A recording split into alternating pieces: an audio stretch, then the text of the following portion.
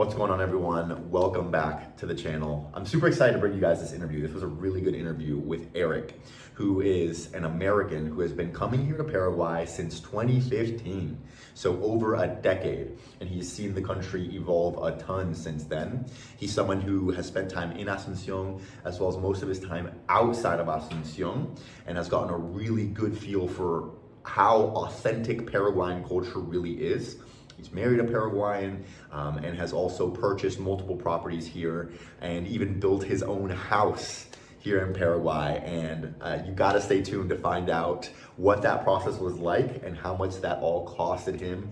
It might be a big shocker for some of you guys. Whether that's a good shocker or a bad shocker, you'll have to stay tuned and find out. And he just shared a lot of how he has seen Paraguay evolve over the past decade, some of the experiences that he's had with the projects that he's taken on here, lessons, right? Some bad experiences as well as some good experiences, and what he had to learn, how he had to adapt along the way, and just some general tips for how to assimilate well into the culture, how to set up your life here, how to set up your routine, banking advice, right? How to set up your finances, stuff like that. And yeah, just a good, authentic conversation with somebody who has gotten a lot of value out of making Paraguay a part of their life. So if that sounds like something that could be inspirational or informative for you, stay tuned. You're not gonna miss it. Not gonna want to miss it. There you go. Welcome back, everyone. Welcome back to the channel. Hope you guys are doing well. It is a not so beautiful kind of cloudy day here in Asuncion, Paraguay. And I am joined by a very special guest who I think is going to be able to offer you some really cool insight about his experience in Paraguay, the lessons he's learned along the way, and some of the projects that he's working on. And at the moment, he's got a bit of a snowy wonderland behind him out there in Massachusetts, no? It is snowy something, yes. Yes, snowy something. Yeah, fun fact, guys, it doesn't snow in Paraguay. In case you weren't aware, you probably were. But yeah, Eric, first of all, how are you? And thank you for coming on. Oh, I'm happy to be here. I'm doing quite well. I'm missing Paraguay while I'm here in the United States, but it will always be there. Awesome, awesome. And you're someone who goes back and forth between the two? I do. We've kind of set things up so we've got a house in each place. Nice. So as time goes on, we're going to spend more and more time down there. Awesome, awesome. Yeah, I mean, right away, I'm sure a lot of you guys can kind of resonate with that. Some people want to just pack their bags and ship over like I did, but then there's also people that want to have it as like a base, right? And keep multiple locations as a part of their life. So I think having a perspective there is going to be really cool. But yeah, first question I'll ask you, Eric, is tell us a little bit just about your life and your background leading up to Paraguay becoming a part of it. So leading up to discovering Paraguay, I was hired as a general manager at a local ski area. Part of my job was hiring staff, and some of that staff was international workers that in the wintertime come from South America. So that first year I had 2 employees from Cordoba, Argentina, and 2 employees that came from Itagua, Paraguay. Ooh. So I got to show them the winter. None of them had ever seen snow, taught them how to ski. And then at the end of the season, I decided I should go visit them. They talked about their countries the whole winter. It was fascinating. So I went down. I spent 5 days in Itagua, Paraguay, which is about an hour outside the city, and then 5 days in Cordoba, Argentina. And I took the bus between them. Oh, wow. How many hours was that? 18. Nice. That was the way to get thrown into it. Prior to that, my only experience with Latin America was Costa Rica around the year 2000, before the tourists had gotten there. Oh, gotcha. Yeah, long time ago. Yeah. Back when it was untouched. Okay. And then what was that transition like for, actually, no, I'll ask you, what were your very first impressions of Paraguay? Like getting off of the bus, what did you think right away? Well, I didn't do the research I should have, so I had no idea what to expect. When I landed at Silvio Petrosi, my friends were there, met me, took me for probably a 45-minute drive around the city. And that was the extent of the time I think I had spent in the city for the whole week. And at the time, I didn't think much of it. They were all excited about the new mall, which is the Paseo Galleria. That Mhm. was an open construction site. I think only the parking garages were built. Remind me what year this was again? This was September of 2015. 2015. Okay. So the mall was being built, and the World Trade Center had not quite opened yet. They were just finishing things up there, but they were all excited about having things that sound like they do in the United States. It didn't occur to me much. We spent some time in the downtown, and then we were off to the countryside.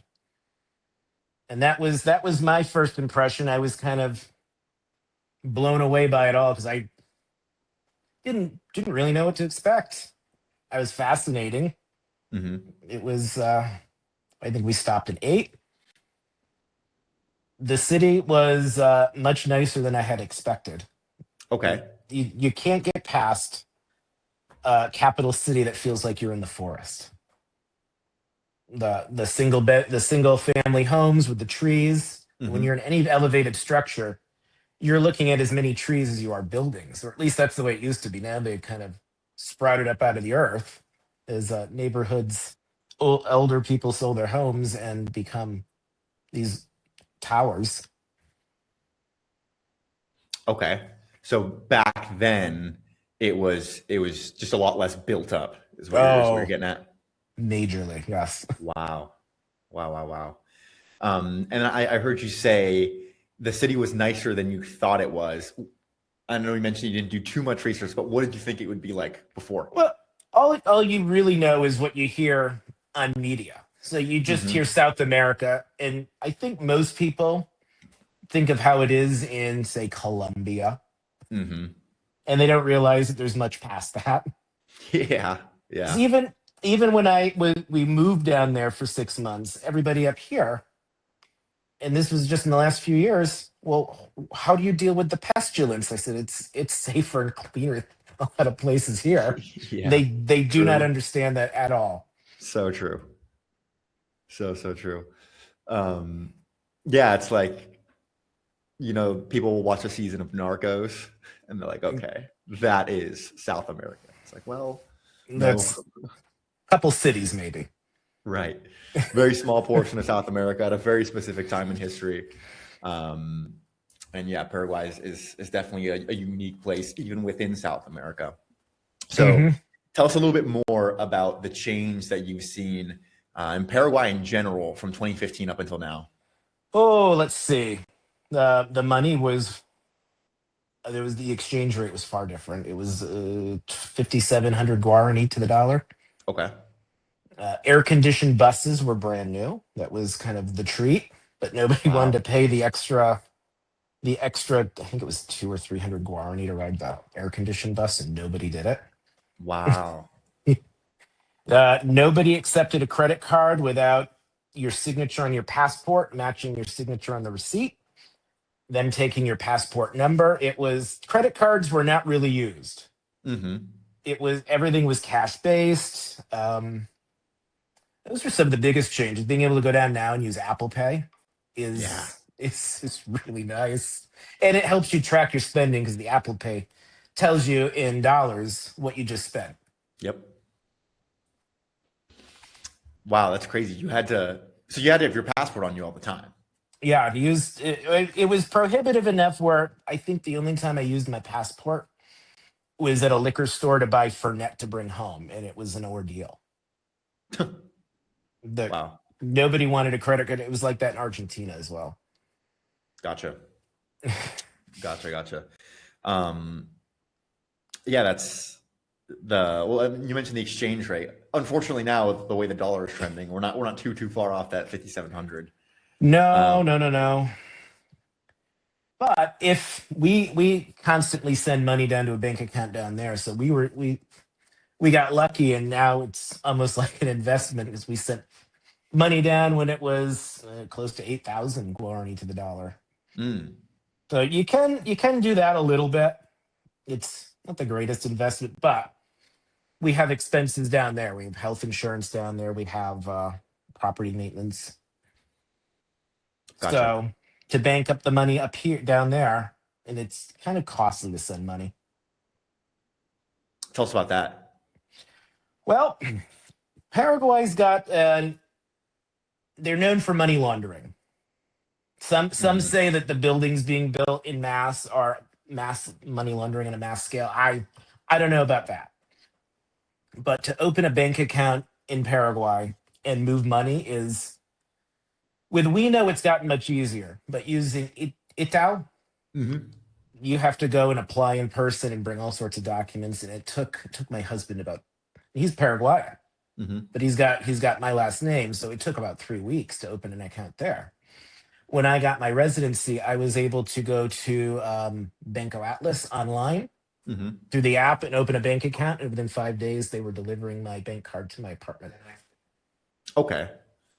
So still kind of a pain, but it's gotten a bit better. It's gotten better, but then sending money down in quantity gets held up at the Paraguay end big time. Okay. And you have to answer a lot of questions. So we have learned that it's probably easier to get a bank account in Uruguay, Okay.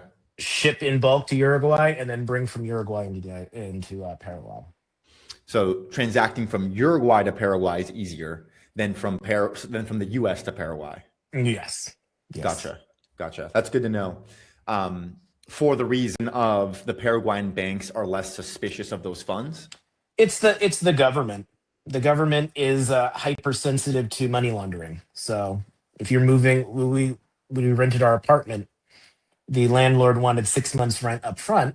Hmm. So we're like, okay, we try to swift the money down to us, and I think it took a week, and then we finally ended up using Western Union Gotcha. and got it in guarani, not dollars. Gotcha. In cash? In Yeah, we walked out of a change house near the mall with 30 Stack. $3,700 worth of guarani. Dang. Dang. It was like a lunch bag full. Yeah. Yeah.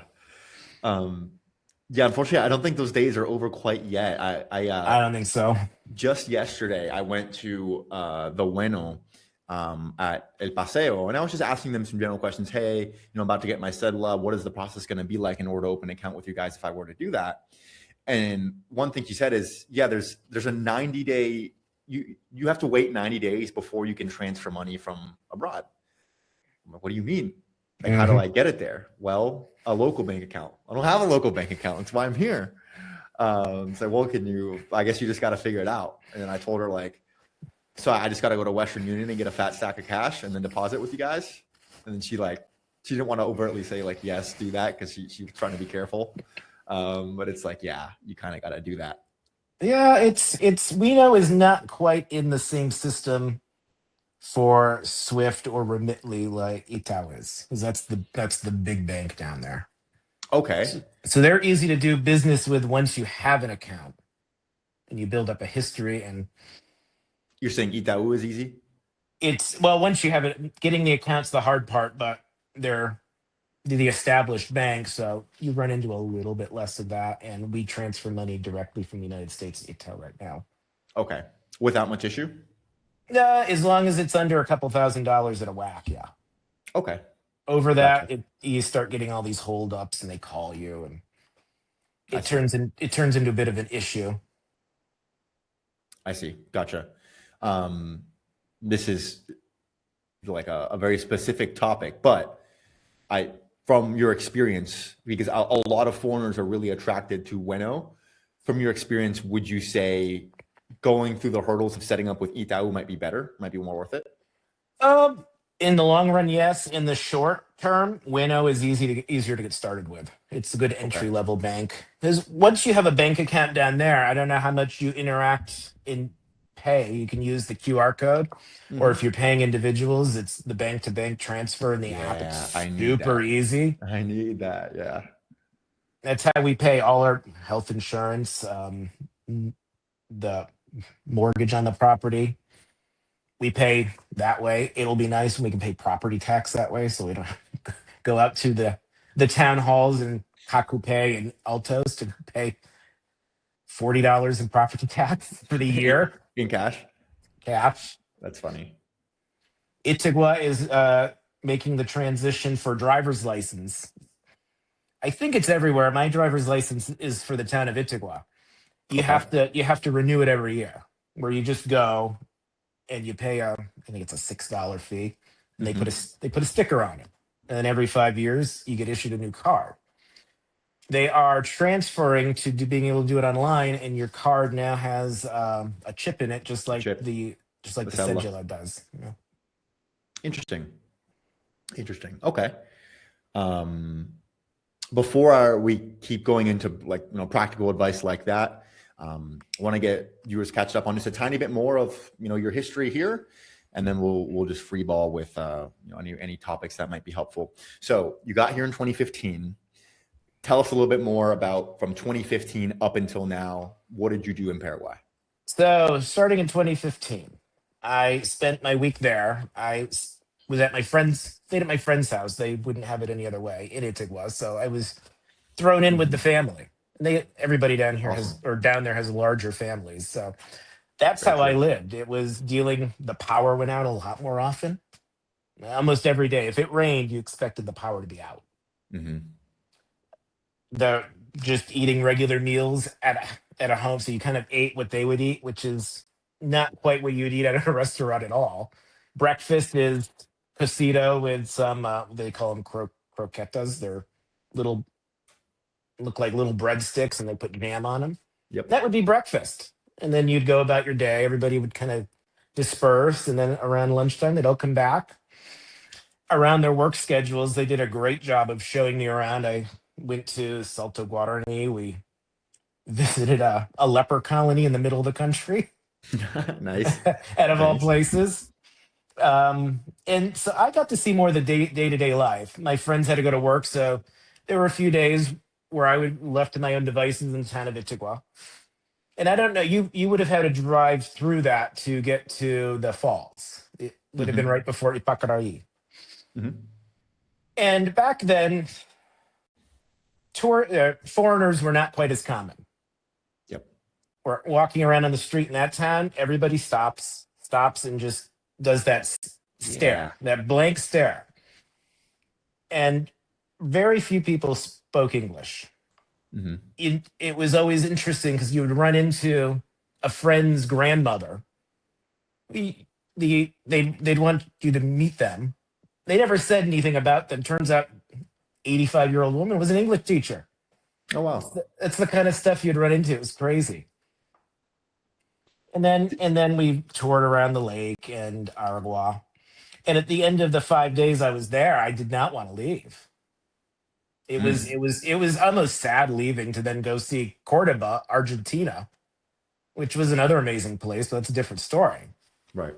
But I took a taxi from Itigua to the bus station in Asuncion and got on my Sol del Paraguay bus and took off. And then from then on, I think I visited at least once a year, sometimes twice a year for a couple of weeks. Okay. Almost every year, except for I think during the pandemic, the 2020, I did not make it down Hmm. because it was just a huge pain. Sure. Although traveling was cheap back then, to travel to Paraguay by plane from I was JFK just about to ask. was between $600 and $700 round trip, Okay. which is about half of what it is now. And I used Yep. to think it was expensive when I paid $900. I'd buy the tickets last minute, and I used to fly Aerolíneas Argentina. So Okay. I'd leave JFK, go right to Buenos Aires, land there at 3 a.m., and then get to Asuncion around 8 in the morning. Mm. It was a nice flight, and that was how I did it for a while. And then I switched to Copa. And now we fly almost always LATAM because they have much better stops. Santiago or Lima? Most of the time it is Sao Paulo, but we try to time it so we have a long layover and we can go explore. So we were just in Santiago when we came down. We had an 8 hour layover there. Okay. The trip before that, we did a day in Lima. The trip before that, we did a day in Bogota. Hmm. We've done a day in Sao Paulo, which I highly recommend. Sao Paulo is an amazing city. I think the next time we're going to try to maybe fly Aerolíneas so we can have a layover in either Buenos Aires and then take the ferry over to Montevideo. Okay, nice. We'll see. We try to plan it that way. It's a way to get an extra little trip in as the Right. layover, and it's cost effective because the airport's got all your luggage. So you just walk out of the airport, Yeah, that part's see the nice. city, have your lunch, and then go back, get on your flight. Yep. And if you're real smart, you get to the lounge, take a shower. Yep. That's Yep. that's Yep. that's that's something nobody that once you learn or once you figure out how to get into the lounge, take a shower at the airport, changes the whole Huge, experience. huge. Yeah, you don't feel as icky on that flight. No, Or no. another pro tip, if you are, I guess, more on a budget or your airport doesn't have a lounge or the airline, I guess, you can just rent a night at a hostel, is what I've done Mm. personally, is I'll just book a bed at a hostel. I never even see the bed. I say, hey, I'm checking in. Okay, boom, it's going to be, your bed's over here. I say, okay, where are the showers? Boom, I take a shower. And sometimes the hostel will do events. Like if it's a bigger hostel, they'll do daily Ah. events. They might have like a group, like I did in Panama one time, flying Copa actually. I stayed at Viajero, I think was the name. Actually, no, it was Selina Casco Viejo. And they did every morning, there was a walking tour of Panama City. So I would Mm. stay, I checked into the hostel, showered, did the walking tour, ate dinner, took another shower, and got back on the plane. So yeah, there's some travel hacks there. That is the way to do it. If you can break up that long leg with a shower, it's like Hell you're yeah. fresh as a daisy for that last little leg. It's makes a big difference. Mm-hmm. So before we dive into what you're doing now, um, I want you to talk just a little bit more about some of the changes you've seen from now until then, just like from like a development and business standpoint. Um, I've heard so many Paraguayans tell me, bro, before the pandemic, this place was completely different. This place didn't exist, that thing didn't exist. I got here in 2025, so it's for me, everything existed forever because that's just when I came. But what are some more maybe, I guess, interesting things that maybe didn't exist before, or just like stark Hmm. changes from then until now? Until now, there were a lot of good bars that didn't make it through the pandemic, which was sad. Okay, so the Well, opposite, things that some used of to some of exist also that. closed. I don't know. So I didn't spend much time in the city. I Okay. don't know how much Padeas Ya was going, but when we were living in 2024 and we were there for 6 months, we had an apartment in Herrera and we used the delivery service all the time. Mm-hmm. You'd have, we don't feel like cooking, don't feel like going to the grocery store, which is like a few blocks away. Go on the app.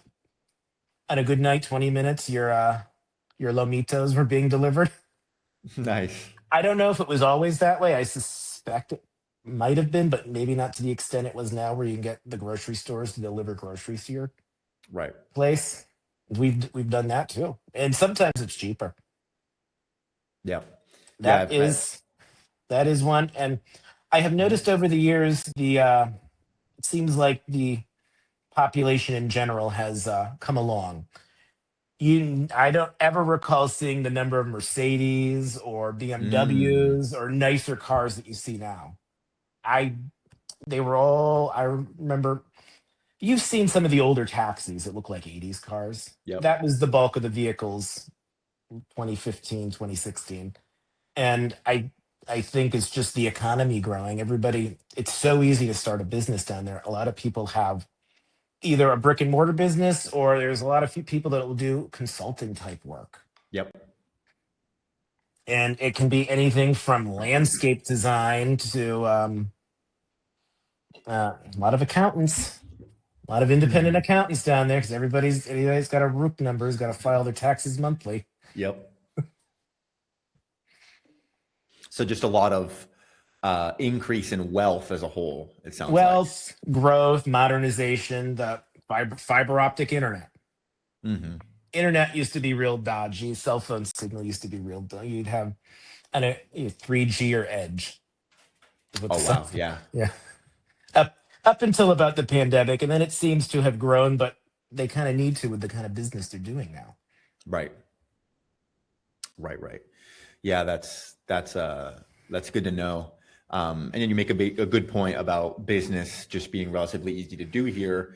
Of course, not every business you start here is going to succeed, but at least the barrier to entry is quite low. For better or for worse, for example, a lot of these consulting professionals might not be quite as qualified as they make themselves out to be.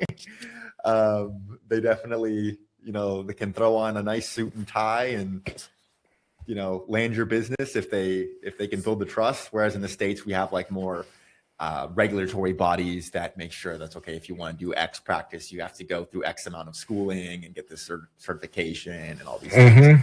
Like, for example, to become a realtor, there's no real estate license here to my knowledge. Whereas over there, you have to get your license.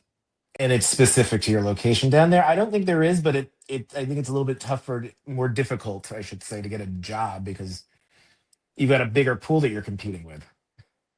In Paraguay? Yeah, you've got to be the salesperson. Right. That makes sense. Here, one thing I've noticed and I've heard is a lot more people, and this is just indicative of development in general. I'm sure this will change over time, but a lot more people who are working jobs that you might not think would be close to minimum wage are making close to minimum wage. Whereas in the States, we see minimum wage as like something that only a small bottom sector of the population sits around, and then it's kind of an even spread top to bottom. Whereas here, a lot more of the population is on that lower cohort, even if they are, something like maybe a lawyer, an accountant, something that might be a bit more professional. It just, people kind of hover around that income a lot more through a bunch of different industries. Yeah, from grocery stores to even in the pharmacies, they're not making maybe what's minimum wage now? It's about $350 a month, $370 a month. Let's say 400. In a pharmacy, you're only going to be making like $450 a month. Or Right. look at somebody in the professions. A doctor, a good salary for a doctor is about $45,000 a year. It's very similar to all the politicians in government. I mean, they make good money at $45,000 a year, but that you could barely rent an apartment in this country for that. Oh yeah. Oh yeah. Yeah. Literally.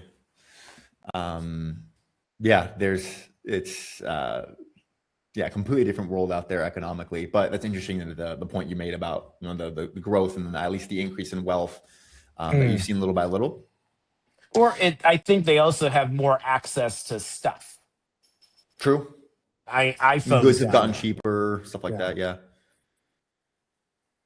I think maybe it's a mix of the both. Mm-hmm.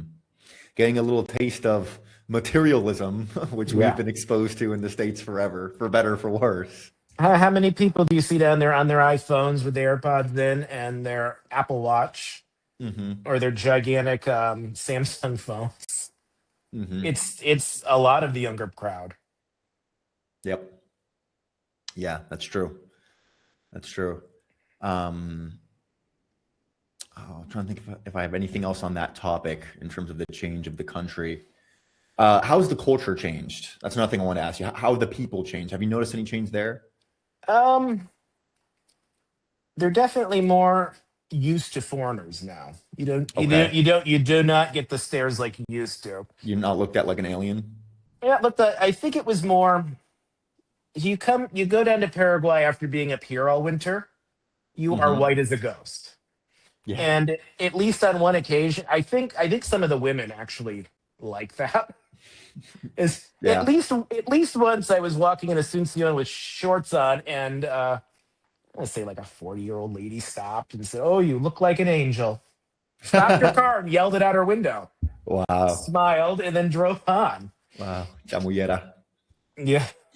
I think they've become more used to foreigners, so they're a little bit more outgoing.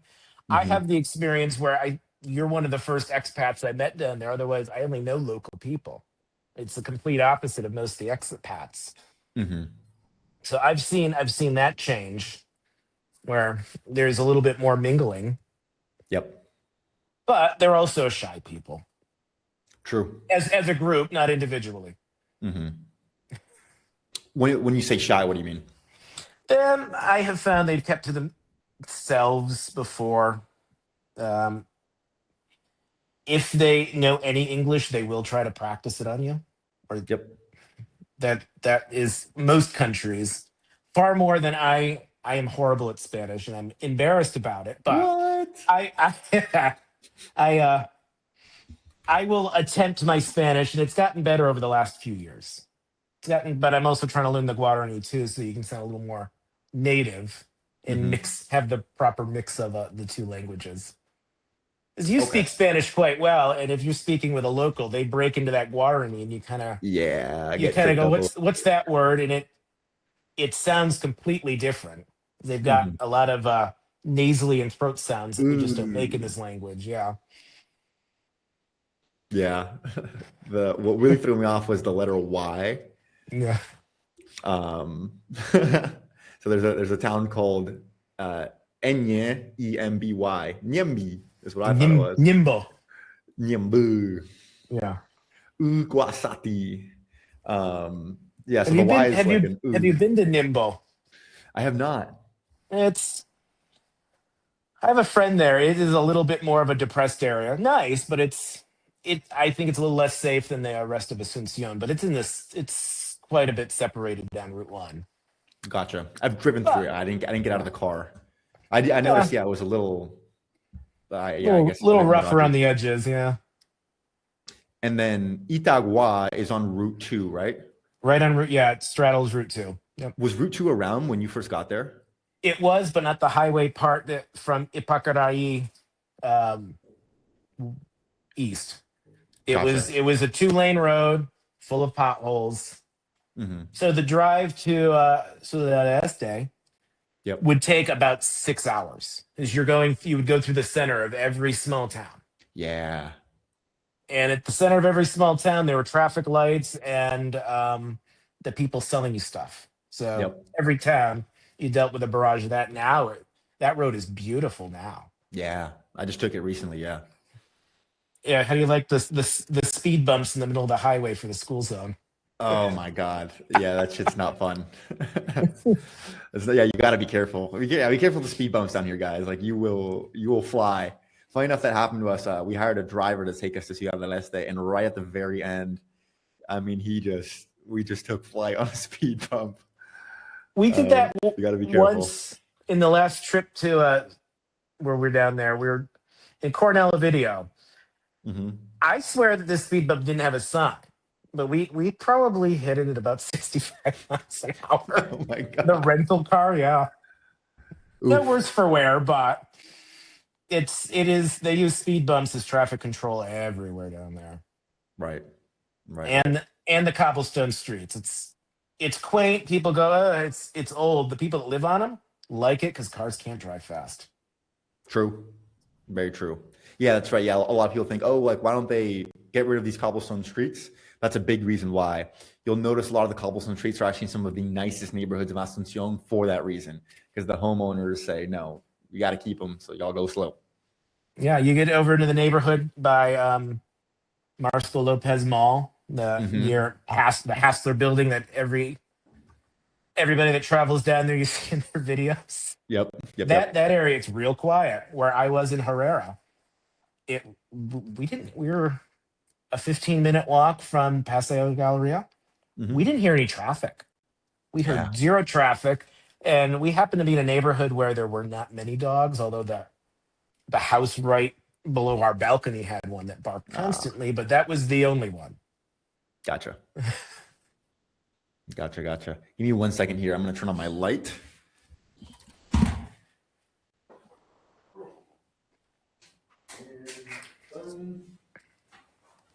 All right. Sun is abandoning us here in Asuncion. It's almost 7 p.m. Yeah, those I rarely am down there this time of year, and being down there in January, I was shocked at how late it stayed light. I'm Yeah. used to getting dark at 5:30 Hmm. most of the time. Summer it's a little bit, or Arsa, your winter, a little bit Right. different. But I was mostly there in the spring and the fall. It was always dark at 5:30. Yep. That was a little tough to get used to because up here in Massachusetts, in the middle of the summer, it doesn't get dark until almost 10 o'clock at night. Yeah. I remember when I first got here in June, I noticed that. Didn't love it, but it is You what it get is. everything is very well lit now. You go down to Calle Pama, where Hmm. most of the events happen in downtown, where the Parthenon is, close Yep. to Bolsey. They have cleaned that up immensely. All those new LED lights, that street is very well lit. They put all the power lines below ground. And you go, I think it's most Friday nights now, they have the street fair. You go and you have there's food vendors, there's music, there's people walking around, all the restaurants come right out into the road. The road's shut down. I don't know if you've probably been down there for that. The park Hmm. is full Yep. and it's well lit and there's whole families around at 10 o'clock at night. Yeah. The mall's the same way. 10 o'clock at night, there's families wandering around until they're shoot out. Oh yeah. Oh yeah. Yeah. The little patio area outside of Shopping Mariscal, Yeah, the beer garden. Yeah. beer garden. Yeah, I think That stays was full for a while. recently renovated. Those round tables that sit on the vents from the parking garage never used to be there. It was all movable Oh wow. tables. Yeah. Hmm. That was in the last year and a half, I guess, Gotcha. renovated. And coming up, you were not there in June. I think it's June that um, the San Juan Festival happens there. It happens all over the Hmm. country. But if you're in the city, I remember that. Yeah. that that's the place to go. If you're out in the countryside, you go to your neighborhood and they do it much more traditional with the coal walking and the Yeah. burning of the effigies. They make it very family friendly at the mall. You can go. They've got the food stalls. They've got games. They've got music everywhere, beer everywhere, and the streets all around the mall are all closed. You can wander around. It's great. Yeah. Yeah. I remember that. Yeah, I was there for that day. Yeah, there's just a lot of just cool family friendly stuff here. I mean, yeah, compare that to the U.S., right? I'm not sure, what your Massachusetts or places you've been to are like, but at least I'm from Atlanta, out there. There's just not as much like family stuff to do. You can take them to a Braves game, or you can go to the park, but nowadays the park's full of homeless people. Like, and you're never going to be out with your kids past sunset, right? At nighttime, it gets scary. The mobs come out at night. Right. Whereas here, yeah, it's a lot more common to have the whole family hanging out at a restaurant at midnight. Hmm. A lot more of that friendly energy. And So now I want to know. Go to ahead. me, Paraguay. The part of Massachusetts. I'm from Western, right against New York. Hmm. Grew up in a town with 1,200 people, Wow. which down there they would call a small village. Yeah. So to me, there's tons to do. And I've noticed that most of the people that advocate to move down there as a second residence or a plan B or just to get out of the United States, they always focus on the people from the cities. Hmm. They never focus on the people from the countryside that get down there. And there's way more to do than I ever had up here. I have not run out of stuff to do like some people. I always True. confused. It always vexed me when people would say it's boring. Yeah. Yeah. Been I going mean, for years. I I'm from haven't a found city, and I everything. don't think it's boring either. No, they just don't know where to look. Exactly, exactly. I made a whole video on this exact topic. Guys, if you're watching this, go after you're done with this interview, go and watch why people who think Asuncion is boring are wrong. I think that's how I titled it.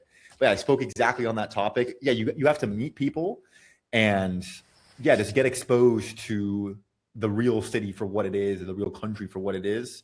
Because yeah, when you get here and you're just relying on like your Google Maps and a quick Facebook search, you're not going to find too much going on, because a lot of what's going on is still, that publicity is by word of mouth, right? People just, the locals here know it. It's just not as available to you, but by you integrating into that culture a little bit more, it's going to open up a ton. Another reason why Paraguay tends to be a place that's good for people who spend significant time, at least multiple weeks at a time. If you're just going to come here for 5 days, sure, you can check off a couple boxes, but you're not going to learn too much. Yeah, I don't think people really. They are always on the main strip, or everybody goes to the one cafe that the no digital nomad YouTuber goes to. So I think the big one is Cafe Aka. Mm-hmm. I had been there once just to see what it was about. I don't know if I would Yeah. have gone there naturally. Where I lived in Herrera, we had Karu.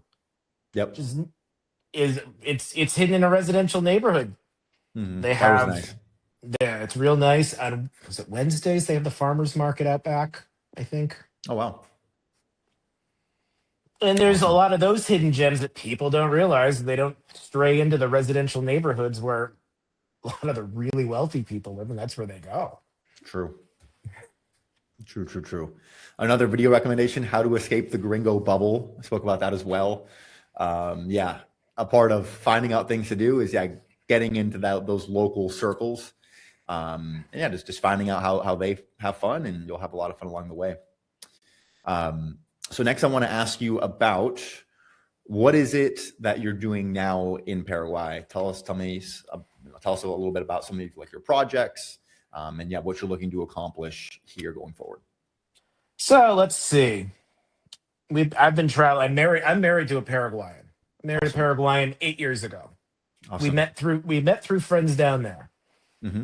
And so we have been traveling back and forth. We go stay with his family, which is great. And then that gives me access to the interior of the country, where everybody that's in the city has their country home on the farm they grew up on. So I get to go out to the countryside where the cows and the horses are, and live with the farmers when we visit family. And it's a lot of fun. But we were traveling every year. Around the pandemic, we decided maybe we should get a little more serious about spending more time down there. So in 2021 is when we started the process of buying our first property, and that was a bit of an ordeal. Okay. There's a couple of ways you can go. We found this property on Remax, but it was not a private sale, but it was through the real estate agent. We had our lawyer do the work. But Paraguay is a very bureaucratic country. Oh yeah. When it comes to process. Oh yeah. We started the purchasing. We started the property purchasing process in 2021. I believe it was 2024 when it finished. Wow. For about a 1 hectare. About a 1 hectare piece of land out in Cacupe. Okay. And some of it was just how their process works. Some of it was they're modernizing their systems, so things are on the internet. They're slowly building something similar to what we have up here, the GIS maps, where you can see property lines and who owns what. We were on the bleeding edge of that.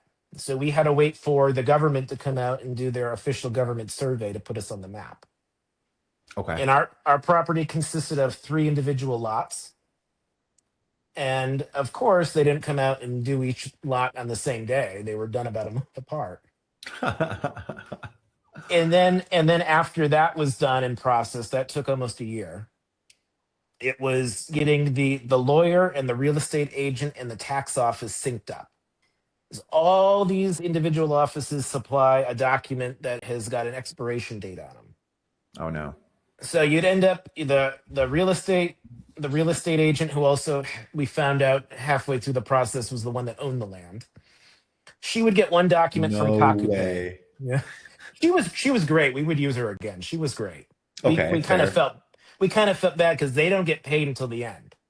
So she got a small deposit in the middle or the beginning, and then she didn't get the bulk of the money until the last paper was signed. So she got it's not like she sat on our money while the process was happening. She didn't see any of it either. Right. And our lawyer, who we'd done a 1-year retainer with, was starting to get tired of it after the 3rd year. So he didn't ask for any more money. So what we paid him up front he started an SA, and the SA purchased the property for us. And SA being a business here, correct? Yes. So our properties are owned by a business. Yes. It logistically it made it easier where the lawyer could do most of the work while we weren't in the country. And for the audience, that's equivalent to like an LLC. Yeah. So Sociana Anonama. So nobody can see who they can't. If you look on the GIS map now, you can't see that Eric Bartlett owns the property, which gives you a certain amount of anonymity in the neighborhood we're in. There's a development going up next door, which we're not thrilled about because next door is the hillside, and there's only one other real big house there. Gotcha. And that recently got purchased by, looking at the name, it has to be a foreigner. Okay. So that's one project that's completed and that's sitting waiting to be developed. When we were down in 2024 for 6 months, getting residency established and all the groundwork done, we went down with the thought of not leaving, but life happens, and we had to take care of business here. But while we were down there at that time, we bought two more properties in Altos from a developer. Okay. And that process was much easier. We bought two of the standard 24 by 30 lots that were adjoining. 24 by 30 That's meters. 24 by 30 meters. Yep. Okay. That's the standard size. Yep. You go into neighborhoods. And that was really easy. It was from a fairly large developer down there. We called them. They had us meet the guy on the ground. Nice. He handed us a map and said, "This is what's available. Pick what you want." So we wandered around, picked them, and the papers were signed on the hood of his car there. Nice. And that was it. And then That a was few that. weeks, yeah, that was it. And because it's a little bit more difficult to transfer large amounts of cash, we were able to finance it through the developer. So we just send them $150 a month Nice. for the two lots, which were I think $5,700 a piece. Okay. Not a terrible amount of money. They are worth more now than what we bought them a year and a half ago. 24 by 30 lots for $5,700 each. Yep. Nice. Okay. And when you say developer, this is someone who comes and what is the development? They just take down the trees, put in the utilities, and give it to you? Yes. So this, I don't know how big the original property is. Probably an old farm, Okay. but they come in, they subdivide it, they put in the streets. There are Mhm. power poles there now. There's water there now, Yep. and you're buying the lots from them. No different than if you bought 10 acres in the United States and broke it up into a neighborhood. Yep. Okay. And now across the street from us, there's a huge private neighborhood going in, which kind of gives you that warm, fuzzy feeling because they're going to maintain the road getting up there. It's about 10 minutes outside the center of the town on a dirt road. I see. But if you've got people that need a gate to get into their community, they're going to maintain the roads real well. Okay. Yeah, that's right. You got some more incentive there to keep it tidy. And then you bought this plot of land. Have you done anything with it yet? We have fenced it in and we keep it clear. That is the next project is building. We have built Okay. a house on my in-laws property that is it's equivalent to like a suite hotel room with a bedroom. It's got a bathroom, a kitchen, a living room. We Mhm. built that in their backyard with the plan to eventually gift it to them, but we have a house that has all our stuff in it now and not in storage. Okay, cool. And it was kind of the trial run on building the main house. Mhm. We did it. We weren't in the country, but it took 3 months to build. I think it's about 700 square feet, I guess. About Gotcha. $10,000, relatively cheap. Not bad. Not bad at all. And we picked some nicer finishes. We've got the more modern bathroom, Nice. regular toilet, shower doors. Not any outside the city. You go take a shower at anybody's house. It's just the heated shower head in the corner of the bathroom. Yeah. No curtains, no walls, just a Yep, floor yep. drain. I So noticed that. Yep. we added some modernization where that's not the case. Cool. Before I do want to ask you a little bit more about building and your experience there. Before I forget it though, any specific advice you would give to foreigners who want to purchase property here based off of your experience? I would go. You can look on the regular websites, Class Bar or Casa. There's two that everybody looks at. Infocasas? Infocasas. Mm-hmm. That's good for finding apartments in the city. It can be okay for finding land. However, there's a lot of people that are trying to sell land that don't actually own the land they're Yep. selling. Mm-hmm. And it's not that they don't have a right to be there. It's land that was given to them by the government so they can farm and feed themselves. So they don't have any documentation that ties them to the land, and then they try to sell it. They'll get your money up front somehow, and then there's no paperwork, Wow. and they never really leave. So they use the land, but they don't really own it. The government owns it. Right. Well, it was I think it was gifted to them, but not for the purposes of making a profit by selling it to I see. sustain themselves. So that is really what you have to look out for. Okay. But we used I think it was Remax.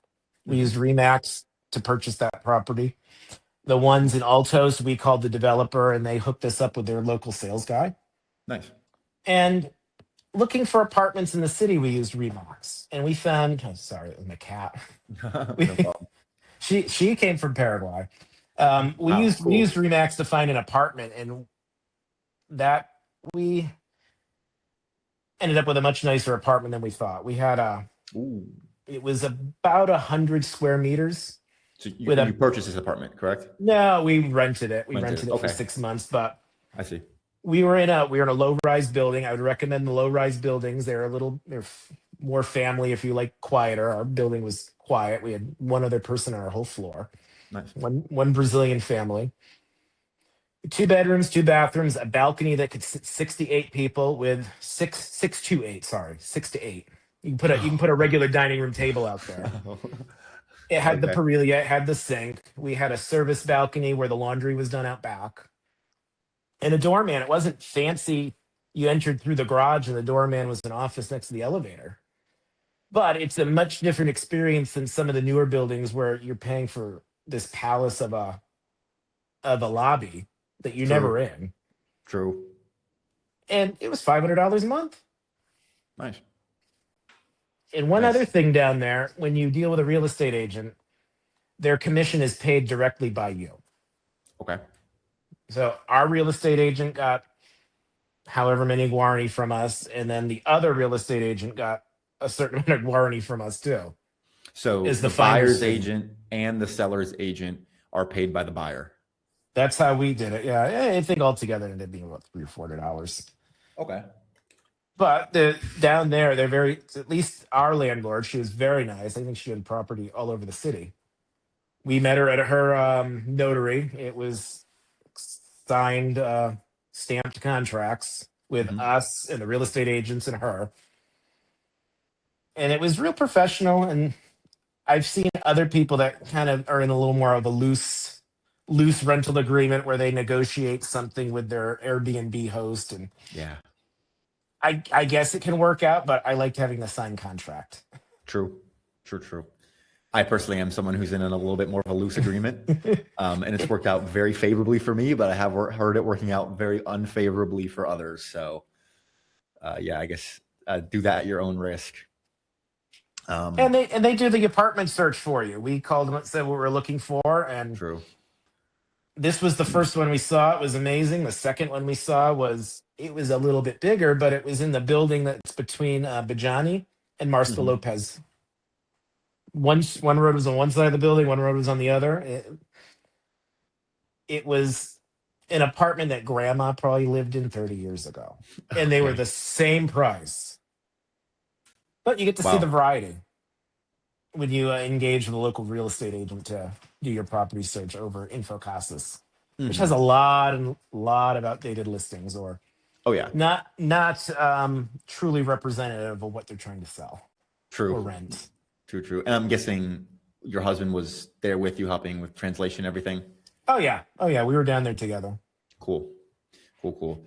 Yeah, I've definitely heard some stories of agents who, yes, I mean, some do extremely well. You know, ultimately, what you're paying for is the luxury of having someone to show you around and sort of like condense down all the options for you, and of course, kind of guide you through the process.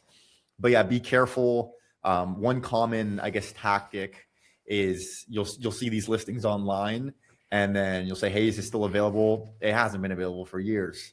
They'll Mhm. say, "No, it's not available, but I have this, this, this, and this available when you want to meet." Um, That so was indeed the case. Yes. yeah, and then make sure that you're thoroughly expecting the property and make sure that everything is good there. I had a friend who recently rented a property that he didn't he did one really quick visit to in person and just kind of signed the paperwork, and then he went back and realized there was plumbing issues and the toilet wasn't secured to the ground correctly. and the doors weren't properly sized. So yeah, be thorough. Um, but yeah, that's good to hear. Good to hear that so far. Well, minus the 3-year delay, if I'm hearing you right, you've had generally positive experiences with property here. No? Oh yes, definitely. And that Okay. was and the huge delay was not any person's fault. It was just backlog from pandemic and the whole country as a whole switching to a new system so the tax office can talk to this I see. the individual government offices that you'd have to go all get all these individual stamp papers from are Mhm. slowly being able to talk to each other digitally. Gotcha. Safe to say a lot of those hurdles have been solved by now. I think so. The backlog from the pandemic has gone away. When I was Mhm. doing my residency, the waiting time to get an apostille on the FBI was 11 weeks Yeah. Wow. Stateside? stateside. Dang, 11 weeks is So crazy. so 6 months before we went, I'm like, and you've got, depending on who you talk to, a 90 day to 6 month window to use it before it expires in the Mhm. country. Mhm. So I did a trial run before we went. I got my got my criminal history report and sent it to be apostilled and timed it so I could, before we went, time it so it was arriving a week or so before we left, and that worked out well. And it turns Okay. out, at least the agent, we used an agent. Criminal history report was good for 6 months. It was Mhm. good. It was good to do the immigration paperwork, and then it was also still valid to do the cedula all in the same time. I Nice. mean, cedula happened after the residency card came, but I didn't have to get a new criminal history report, so it Gotcha. didn't time That's good. out. That's good.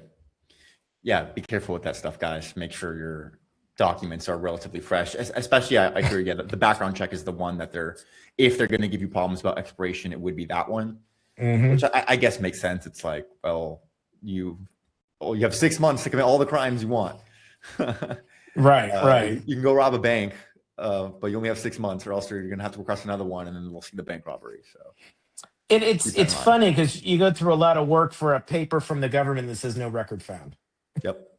There's not much to it, and then Hmm. the amount of paperwork you experience, the paperwork you do on Paraguay side Yeah. between Interpol, the regular police, getting your documents saying that you actually lived there with people that signed it. I had in-laws that could sign that kind of paperwork, and then the agent took care of the rest. We Gotcha. weren't fooling around. We paid an agent to do it, and I'm happy we did. We used the same person when I switched from temporary to permanent residency. Okay. Gotcha. One thing I want to ask you, on the topic of building, how was that? How was finding materials? How were the contractors? Another thing I've heard really great experiences of. Oh, bro, I did this project and it was cheap and it was great. And I've heard absolute nightmares. So yeah, how was your experience with building things here? So our experience was great. We used the same contractor that built my in-laws' house. Okay. So we told him what we wanted. He sent us a hand-drawn sketch. We said, "Oh, look, the proportions look good." And then as things went on, we were picking finishes. It went very smooth. It took 3 months, Mm-hmm. and we were making changes along the way, and it was no problem. And my father-in-law kind of oversaw it because it was in his backyard. I gave him Yeah. something to do, but he also he was he was able to go, oh, this Paraguayan style of one outlet in a bedroom is not going to work. So Ah, this house got outlets everywhere. hell yeah. Little things like that you've got to look at. We picked nicer finishes than the standard, and little things like adding gutters to the house. It was a great process. The house came out amazing. It was Great. I There wasn't too much stress on our end 'cause the guy was pretty good. No permits required. You Oh just yeah. build. You Oh just yeah. build. Yes. I think the most stressful part was the beginning because like any other contractor, they're dependent on weather. They've got other projects. So he Mm-hmm. kept saying it'll be a few weeks, be a few weeks, be a few weeks. And then one day he goes, I need several $1,000s to buy bricks today.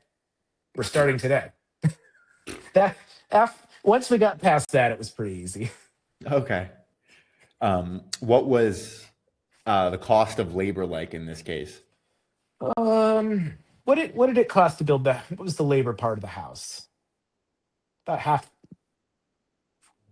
40% was labor. Okay. I 40% of the of, total, about $10,000 dang, was labor, and the rest was materials. We added air not bad. conditioning, had fans. We had the exterior brick varnish so it won't get the black spots. We had Hmm. the terracotta ceilings and the beams all varnished so they won't age and darken. Hmm. And that was $10,000 was house completed, painted. Oh yeah, there were a few things like kitchen cabinets we haven't added yet. 'Cause Okay. we didn't think we were gonna add them, but then we realized, yeah, we need some cabinets above the sink. Yeah. But those it ends up a couple hundred, less than $1,000 for the odd finishes. We brought down. There's certain things you just can't get in the country Hmm. that you can get on Amazon here. So when we were down there last time, the medicine cabinet in the bathroom, wall shelving, another cabinet in the bathroom, we brought down in our luggage and hung up once we had Oh, installed when we wow. got there. Cool.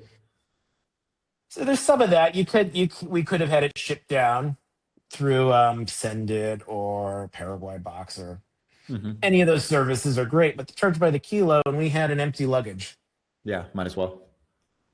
So we've gotten ourselves to the point now where to travel between the two countries, we've got clothes and everything in each place. So Yep. it's a backpack with a change of clothes for the flight and your toiletries, and that's Hmm. all we need to travel down there now. And it's so nice. Oh, yeah. And do you take advantage and bring a suitcase every time and just bring stuff Yeah, bring back and stuff forth? down to the house, and then we bring mostly food home. Oh, cool. Like food from Paraguay to the States? Yeah, some of the dulce de leche you can't get it here like you can down there. Yeah. Um, the stuff to make chipas, and you can't. Some of the raw ingredients you can find here, but it's not easy or cheap. So we've got Hmm. we've got 23 kilograms of luggage to fill. We'll fill it with consumables we'll bring back home. Nice. Nice, nice, nice. Okay. And then tell us about some of your plans going forward. So you had mentioned those two lots in Altos, developing those. Maybe you can speak on a little bit more on that or anything else that you're working on. Yeah, so Altos we expect to be building on in the next year or so. Paraguay, with along with the United States, has now got a mortgage program Aha. where you can use if you're temporary permanent resident or a Paraguayan citizen that lives overseas. You come back, they will look at your income from the United States to grant your mortgage at a at Really? a at a set rate. Yeah, Okay. and So we're finding that's going to be easier than trying to transfer $130,000 down to build a house. We'll just borrow it down there at a fixed interest rate. okay. So do you have to be a U.S. citizen in order to do this? No, no, you just have to be a resident of Paraguay or a Paraguayan citizen that Okay. lives outside the country, I guess. I don't know how they check So that, so but this is offered within Paraguay? yes. Yeah. Gotcha. So So we're letting that program kind of work itself out because it's new within the last 4 or 5 months. oh, wow. So we want it to be able to be administered for a year before we get involved in Before you that. get 'Cause we know into how it. new programs are. Right. What's the name of it? I haven't heard of this. What's the Do name you of the remember? program? The mortgage program. What's the name?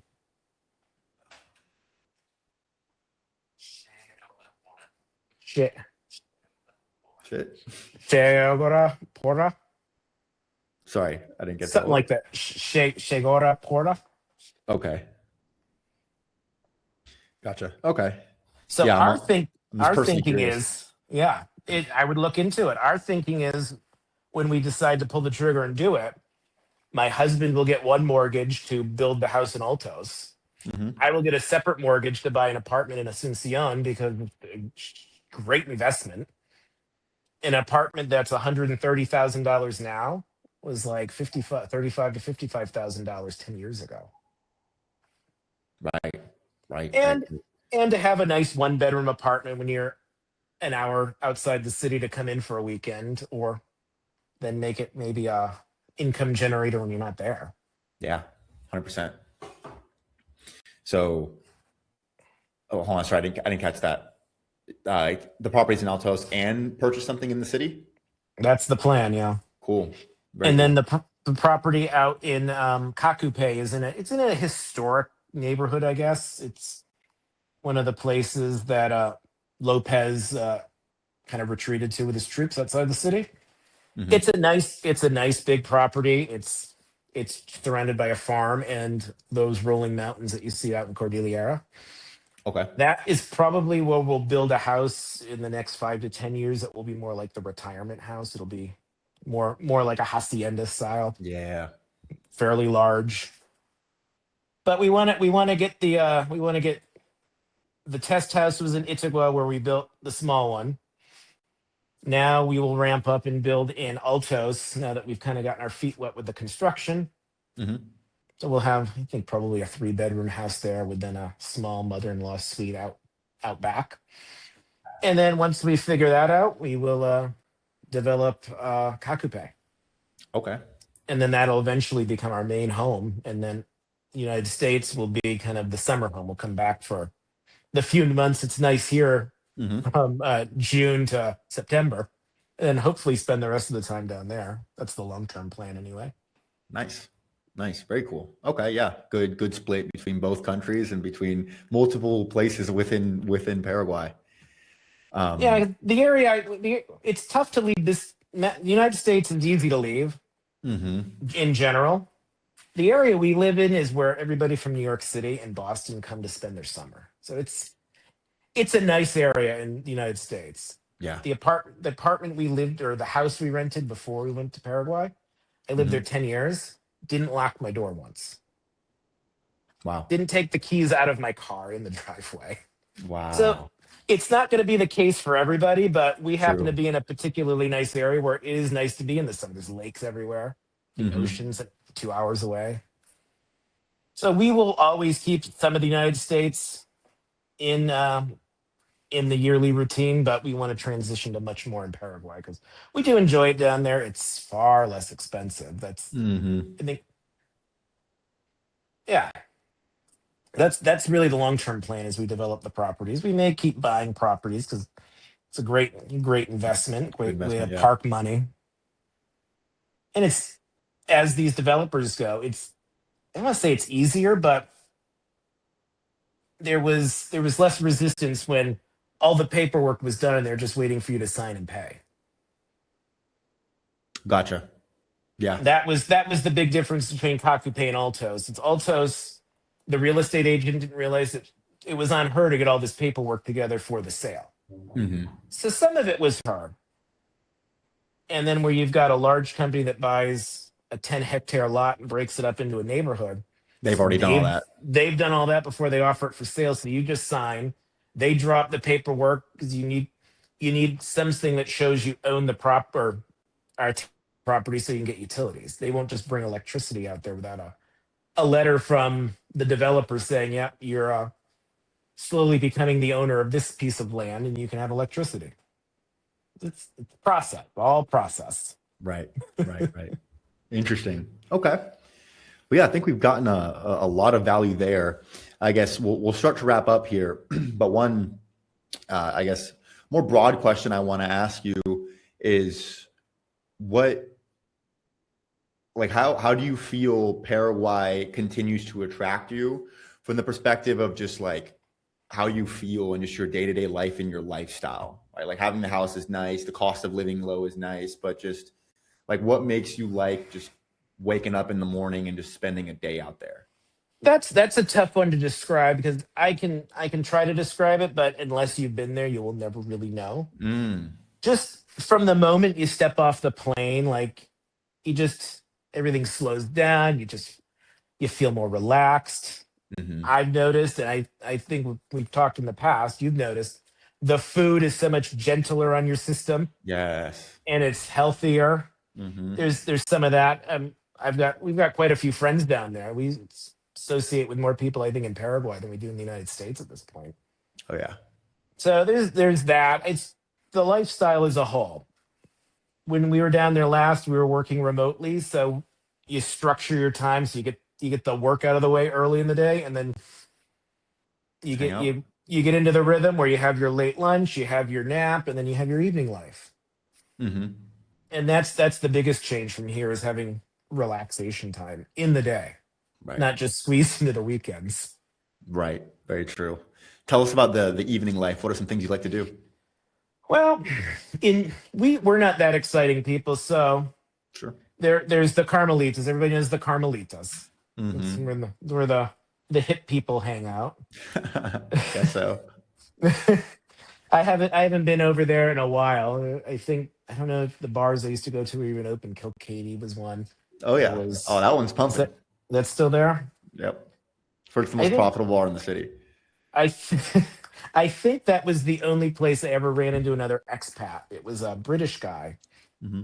who was in the petroleum business, and his wife was Panamanian or something. And we happened to start talking. You talk and drink, talk and drink, talk and drink. Yep. I think that was my only other instance of meeting somebody that wasn't Paraguayan there. But I have found in Paraguay it's much easier to. I find it much easier to be social. I think that sounds Mm-hmm. crazy, not speaking the language real well, but somehow it is easier to be social. You can go out to um, the nigiri restaurant on the roof of the Dazzler, Negroni. have Negroni, Mm-hmm. have five people with dinner and drinks, and it's under $100. Yeah. And when I say drinks, they are the fancy cocktails that are served with the burning ember of cinnamon and Mm-hmm.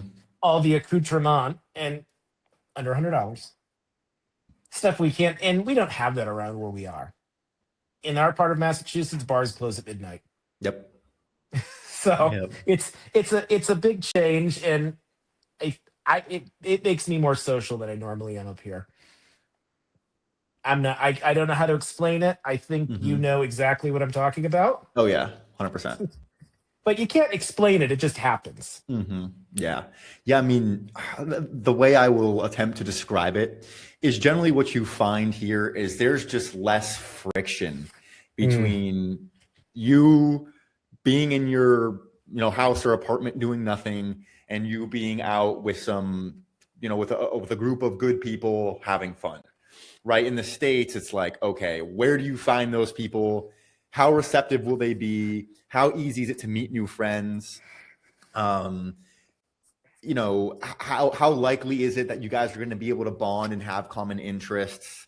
How trusting are people going to be of one another? How trusting are people going to be of you, even if your intentions are genuine, and you just want to mm, hey, I'm just trying to meet some friends. Let's say someone moves to Boston. I'm not from here. Just trying to meet some friends. They might look at you with a side eye and then maybe give you a chance, and then you got to earn their respect. good But here, luck. yeah, good luck, right? But whereas in Paraguay, you say, hey, I'm not from here and I'm trying to meet some friends. Sit down, man. What do you Yeah. what Oh do you want to yeah. drink? It's like it's just that being able to make that transition from being a stranger to no longer being a stranger is a lot easier, and that just creates a general sense of welcomedness. That might not be a right word, but whatever, in the air, that just also makes you feel more encouraged to walk out of the door. Hmm. Right. Whereas when you're living in an environment where people are more, they keep to themselves a lot more, and they're just not as warm. People, the bars don't have as many people. They close at 12. The security guard is patting you down on your way in. Eh, the There's a fight breaks out. It's like it's just not as smooth. Whereas Yeah. yeah, in Asunción or in Paraguay, it's just not like that. No, it's not like it. People when they go out, they're dressed to be out. True. It's a whole. Even going to the grocery store, they dress up to go to the grocery store. They care. Yeah, it's tough to describe until you experience it. It is not that hard to get invited over to somebody's house for Sunday asado because they're No. more than happy to have people and show the culture. When Mm-hmm. interesting fact, when you're throwing an asado yourself, the way Yep. you calculate the appropriate amount of meat to cook, Great point. you plan on 1 kilogram of meat per person. What? That Okay, as is as someone who hosts asados often, I don't personally agree, but tell me why. I want to know your reason that's here. That's how my family does it. And that's anywhere I've been. That's what they said the rule is: 1 kilogram of uncooked meat per person. Bro, And I think that's that's a so lot. they have lunch for the next day. I guess But so. that was always been my experience. And then when we were living in our apartment, we had the in-laws over from Itigua almost every week, but every other week, and that was the rule we went by. Mm. You There's know gonna be what? 7 of us, 7 kilograms of meat. I think in the type of asados that you are participating in, people eat more, and That it's definitely that more could be. authentic and more Paraguayan. It's an all-day event. You start with the chorizos, and then you move on to the sopa, Yep. and then more chorizos, and then the mandioca comes out, and then they Hmm. start. Then they feed the kids the beef that's starting to be ready, and then the Yep. adults eat, and then it's salad, And they and sit down with a plate and eat with a fork and a knife. Gotcha. it's a mix of fork and a knife until you get to that point. It's more like tapas where they're just handing out plates of the cut up chorizo. Right. Uh, chorizo, queso picante is the best flavor. Oh yeah. Choriqueso. Yeah. Yeah, Choriqueso is amazing. it's just they you serve. It's all served on toothpicks. Hmm. Everything's cut up small, even the sopa. Toothpick, Right. You and just then gotta. dinner comes around, and 3 hours later you're eating the main meal, but you've been eating Mhm. all day and had liter upon liter of beer because they like their beer and they like it ice cold. Oh yeah. Ice cold.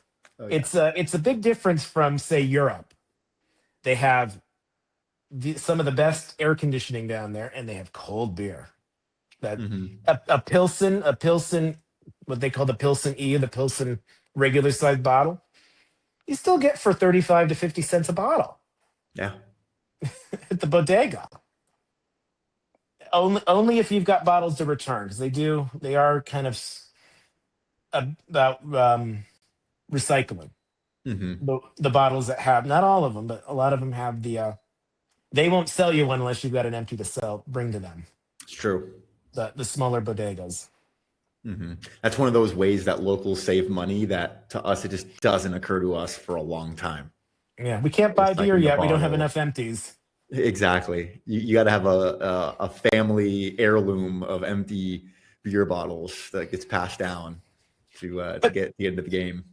but then they'll go to the bodega at 1 a.m. and then you pay the extra fee because it's after midnight and it's a wash. Yeah. True. True. Ringing somebody's doorbell to get 24 beers. Yeah. Well, they do what they got to do. And that person whose doorbell they ring receives them well. They do. It's business right out of their home. There's a lot of the small businesses right out of somebody's front of somebody's house. Hmm. Real quick on the topic of asado meat. Um, what I find is so on my first asado, I did half a kilo per pound of or per person, and a lot of it was left over.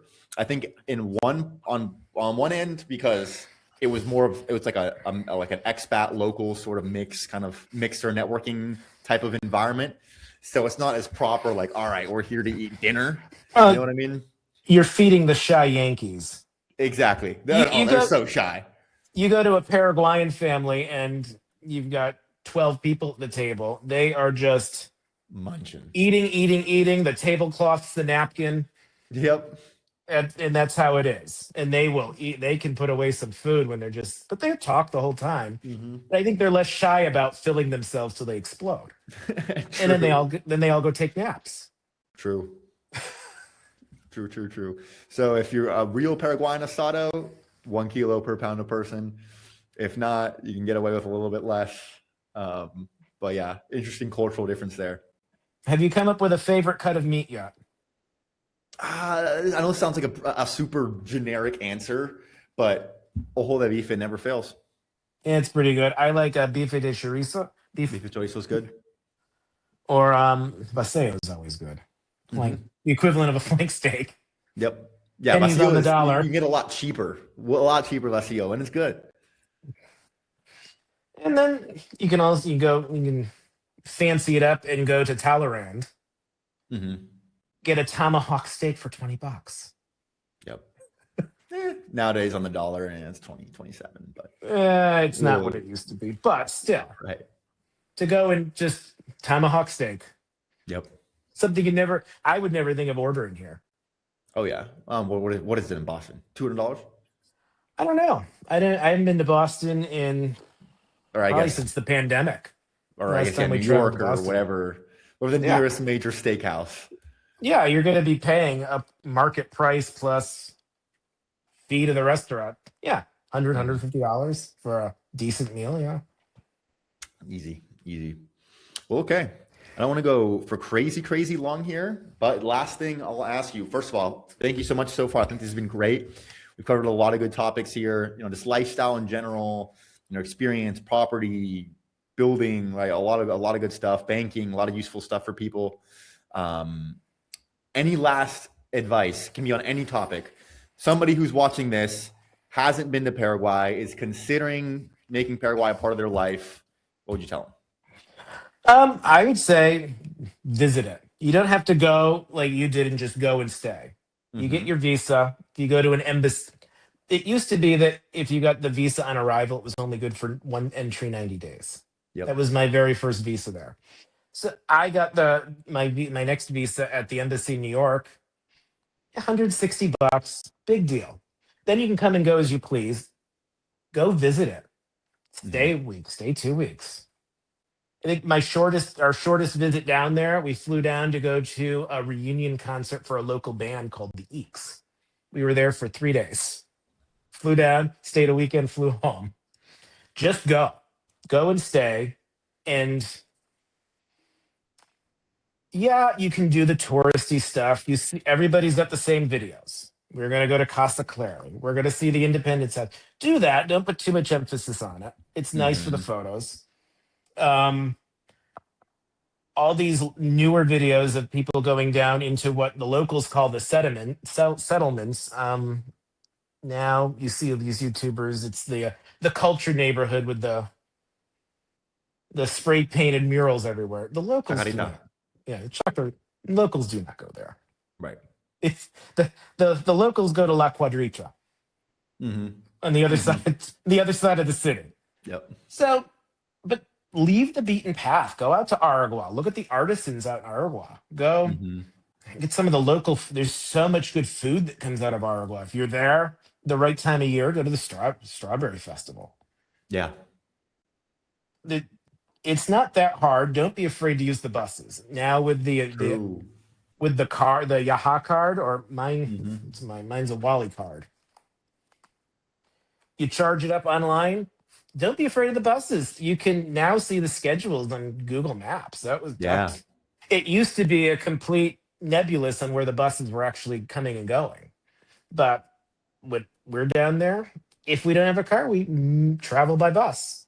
Yeah. Sometimes by bus one way and then Uber the other. Yeah. The system's actually pretty good. It's not bad. Going from Asuncion out to Itigua at the wrong time of day will take you 2 hours by bus because it stops at every street corner. Yeah.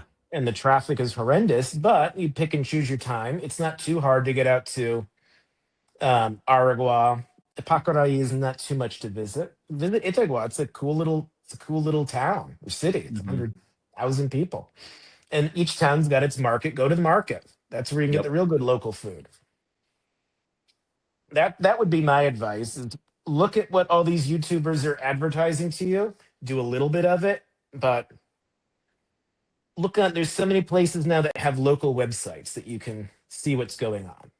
The website that we'll talk about, you can get the information on what festival is going on in Cayapama on any given evening. That's where I would direct people. And then you're at least forced in with the locals a little bit more. And at those events, they tend to be very social. Right. That's true. That would be my advice. Any advice specifically for getting along well with Paraguayans and making Paraguayan friends? They're easy to make friends with once you start talking to them. And then this friend will introduce you to that friend. And then Asuncion's, I guess, a big city. it's amazing how often you'll run into somebody that you've met 2 years ago. All the time. I that would happen to me. I'd be there for 1 week and I would run into somebody I met once months ago, years ago. At I think one time was Casa Clary. Hmm. Ended up sitting at a table next to each other. So talk to people. They're as interested in the American culture because that's what's pumped to them. Yeah. So I don't know if it's as much as it used to be, but being an American gave you a bit of an edge. Hmm. Back 10 years ago, especially with the women, you'd have 2 or 3 women that would be just following you around. I can carry your bag for you. Oh, Oh we can. You want wow. to come to my pool? Oh yeah. Dang, gotta get in a time machine. I don't think it's quite like that because they've become more accustomed, but get out to the rural areas. They will love foreigners. Mm. Interesting. Interesting. Okay, well, yeah, I guess we can kind of end off on that. Anything else on your mind? Anything else you want to share? Not too much. I think the big thing is don't be scared to go. Yes. It is both one of the more intimidating because it's a lesser known, but I found it was easier to deal with Paraguay at the beginning, not being experiencing that part of the world Hmm. than Argentina. Argentina is a little bit more serious. It's just different. Yeah. Paraguay, they're a little more friendly. It's smaller, but you're in a city. You got my experience with Argentina is Cordoba and Buenos Aires and Yep. Posadas. And Cordoba's fun, but you almost feel like you're in Europe. Yeah. True. You, True. you, True. you almost like you're in Little Italy in Cordoba. But Cordoba's great. It's all college students. Hmm. Yeah. There's definitely a level of warmth that you get from Paraguayans that you don't get from Argentinians, especially Porteños. And it's hard for me to think back now because it's so easy to step off the plane, order your Uber, and be to your Airbnb or hotel, or head out to your house. Or that it's second nature. It doesn't Yeah. take long to become that way. True. True. True. Yeah. Yeah. I noticed a lot of people might reach out to me for advice on getting here, and they're like, okay, like once I get off the plane, what do I do? It's like, well, Yeah, you connect to the Wi-Fi, you call your Uber, or if you have an eSIM, like you'll have data, you have plenty of service. You I call would your I would Uber. recommend the eSIM before you arrive because the True, airport Wi-Fi is questionable, it's true. For much me, like most airports. it works, but yeah, I wouldn't be surprised if you told me, yeah, I got there and it wasn't working. I wouldn't be Yeah, surprised at all. But yeah, there's. it's like you have your conveniences here. It's the same Uber app.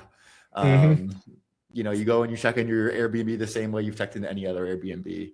Most of the time, it's remote. The person you're renting from isn't living in Paraguay at all. It's Yeah. almost always an Argentinian woman. Um, True. it's it's a bit of a different world than it was 10 years ago, and they've grown fast. Hmm. They've grown fast. I think people shouldn't be intimidated. And you got to go Hmm. through the visa process, but it is more or less filling out the form and mailing in the check. Yep. And the last time I had to renew my visa, so I've been through 3 Paraguayan visas now, I guess. Hmm. I used a visa service here, so I didn't have to go to New York City. Oh wow. Just Nice. mail my passport to them. They go, they bring it because you have to bring it in person. They'll mail it back, but you have to bring it in person. Hmm. That's what I would recommend. You could do the visa upon arrival, but there's not always somebody in that booth, and they're very, very picky on their American currency they accept. So if you're going to go down with American currency, it has got to be fresh off the printing press and bring Yep. double what you think you're going to need because they will reject half your bills. True. True. True. True. Yeah. And they will not take anything that's more than $100. They like the $100 bills, but they will not take one that is not pristine and not made within the last few years. Yeah. If it doesn't have the blue strip, no shot. No shot. If it has a little crinkle in the corner, or in Or the this die. country, in the United States, they use the pen for authenticating it. Hmm. The currency down there that's got that pen mark, they will not accept it. Hmm. True. True. But at the same time, you can for your first stay here, like you will be fine with just your You, credit you card, and you can pull yeah. some cash out of an ATM. The hardest part then is just the visa. Once Right. you get through immigration, it is easy. But Right. even immigration, it's not. When I did it the first time in 2015, they looked at it as a novelty. They had to go find somebody to do the visa, but it maybe added 15, 20 minutes to the immigration process Mm-hmm. I mean, at back least when I then. went, they were. I mean, there was no process. Just okay. No? Where are you staying? Uh, Boom, welcome. Did you do the visa upon arrival? Yeah. Or no, I guess visas are required for US citizens now. For a little while it wasn't. Well, from my perspective, it seemed to be visa free. At Hmm. least they just asked me, where are you, like, what's your address? That was the only question they asked me. They didn't ask for a return flight. They didn't ask for how long I was going to stay. And they just Oh. stamped my passport and I just went. It's that they look at your passport. This last time I was in, I just handed in my cedula. They didn't even look at my passport. They looked cedula, scanned it, and said, "Have a nice day." Yep. That was the whole interaction. Didn't look at my passport. Didn't look at my permanent residence card. Nothing. Mm-hmm. So if you can break the barrier and become a permanent resident, or temporary resident, Yep. it's the easiest country I think almost in the world, Yeah. which will be going away. I guarantee it'll be going away because looking at the numbers of immigration at this point, it's almost out of control. True. True. It will not be around forever. You must buy your residency package now, today. I will have to say, I keep out of the expat circle a little bit. I've had a conversation with the My Latin Life guy on Mm-hmm. the direct message on Twitter. He reached out to me after I made a comment on one of his posts, and he goes, "Well, what Telegram group am I? I'm not in any." Right. It's Neither. meet the locals. You've got YouTubers like you. You've got some that are selling the culture, which I really like. Yes. And then you've got a lot that are selling a parking place to get tax free, and it does not benefit the country whatsoever. Right. And those are Right. the Right. people that are going to ruin this visa program. The True. ones that they show up not even long enough to get their residency card, and then they're Mm-hmm. back for 1 day a year. Yeah. Yeah. And That they bribe someone along the way. Yeah. It doesn't go very deep at all. it's nice to see that the people that are there's people out there advocating it for the culture itself and not as a business transaction. There's you know who I'm talking about. Oh yeah. I don't want to mention anybody. You know who I'm talking about. Exactly. Yes. Well, guys, if you're watching this, subscribe to this channel if you're not subscribed yet to find out what Paraguay is really like for the culture, for the lifestyle, for making your life better. But yeah, if you're just a Western doomer who wants to get a quick cedula and never be here ever, then I'm not your guy. Sorry. I would agree. Yep. Well, I guess we can leave off on that. Man, pleasure, Eric. Thank you so much. I feel like You're very this was welcome. really good. This was super informative. Hopefully, you get some usable stuff. I'm not so much the camera person. I think the last time I was on camera it was a PBS special on the history of skiing in New England Okay. years ago. But I'm happy to do this. We'll have to connect when I'm in the country again. Absolutely. Would it hurt to ask if anything you want to plug, any socials or anything like that? Nothing. I didn't do any of that. You can Yeah, check my figured. Facebook page, and I think I put up a few pictures every now and then when we travel, but nah. Okay. Gotcha. Well, all right. Thank you to everybody who was watching. If you are someone who has any sort of unique perspective when it comes to Paraguay, don't hesitate to reach out to me. Best place to get in touch with me directly is by DMing me on Instagram at EstebanExpat. Or yeah, if you just want to connect for any reason or if you need any help, I'm still in the position now where I'm able to offer a lot of free value to people who reach out. Let me know if there's anything else, any ideas or anything that you want to see that you think would help you about Paraguay in the comments, or ideas for my channel in general. Super open to everybody's input. And yeah, Eric, anything else? I think we've covered it. We can always connect again. Perfect. Hopefully in person. Yes. This will be much more fun in person. Cafe Yes. Martinez. Right. Right. We can go to an overpriced cafe and have an overpriced coffee. Just not the Starbucks that seem to be popping up everywhere. Yep. Awesome. Well, all right. Thank you everybody for watching, and we will see you back here on this channel here very, very soon. Ciao, ciao.